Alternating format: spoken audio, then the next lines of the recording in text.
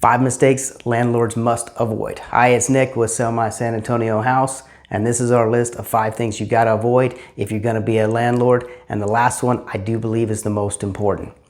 First, ignoring maintenance. I know you got a maintenance call, it's not exciting, but when you ignore maintenance, what do you end up with? 2 things most of the time. Your property gets torn up and your tenants are mad. Neither of these are good. Now that does not mean that you have to jump at every request that very second. Certain things are more important than other things. Safety issues are obviously most important. But even when you get things like, oh, well, they said it's leaking under the sink a little, but they're okay with it.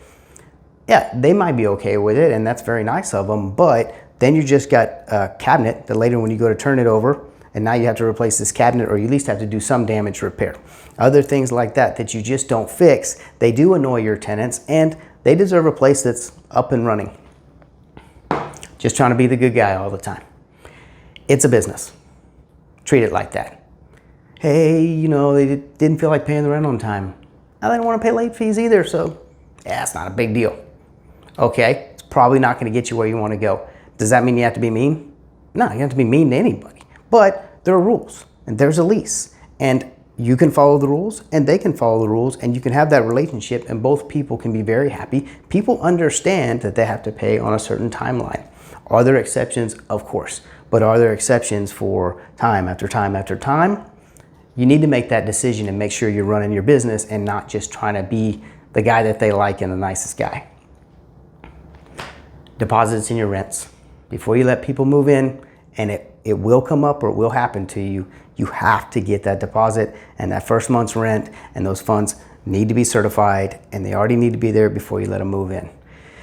It's not, hey, I'll pay part of it now, and then can I pay part of it later, and then part of it later, or hey, well, I got it, but I'm in a real big hurry, so let me just move in and then I'm gonna get it to you. These things are gonna come up. They are not a good idea.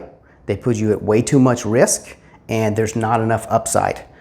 You wanna get your place leased? Great, but you can't rush your process to rush to meet somebody else's timeline. Turnover time. Yes, you want to get your place leased, but in between tenants, you have to jump on this, okay? Because it's not just, oh, okay, well, you know, it's not costing me that much. Maybe I got it paid off, so I'm not like paying a mortgage. You are paying, because let's say this property rents for $1,000 a month. If you mess around for 4 or 5 weeks, so now you got a whole month that it was vacant. So you've got a whole month that it was vacant, so that's your $1,000, plus you're probably paying taxes on the time, plus you're paying insurance. You're not gaining from that. You know when somebody's moving out? Great, schedule it. Okay, let's get our folks in here. Let's see what we need to do to turn this property over. Now it's time to get the property marketed. Let's get it up and going. We want to make that as fast as possible, because over time, cutting down that turnover time can make a huge difference in your bottom line.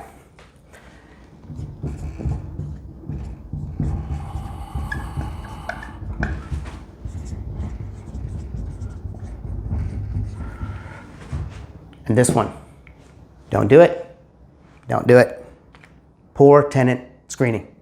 There are tons of third-party companies that you can find to help you screen your tenants, and you need to have a process. There are people that just barely screen a tenant, partially screen a tenant, some people that don't do it at all. You are asking for a problem. Your tenants need to be screened. You would need to have a process where you call references. They need to have references from their previous landlords. If they don't, well, then what's the reason for this? Is there someone else that does pass all the screening process, that does have all the references, that has everything lines up? That's the person that you're looking to go with.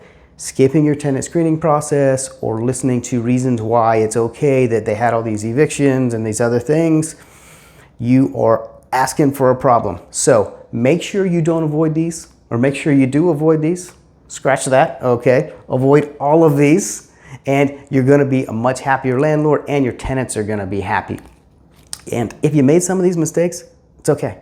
We've all made some of these mistakes. Don't kick yourself, dust yourself off, and moving forward, get yourself a plan. How am I gonna handle maintenance? Well, what's gonna be in our lease, and how are we gonna stick to our lease? Do I make sure I get my deposits, my rents ahead of time? My turnover process, what is that? Boom, boom, boom, boom, boom, boom. What's my tenant screening process? Do I stick to it every single time?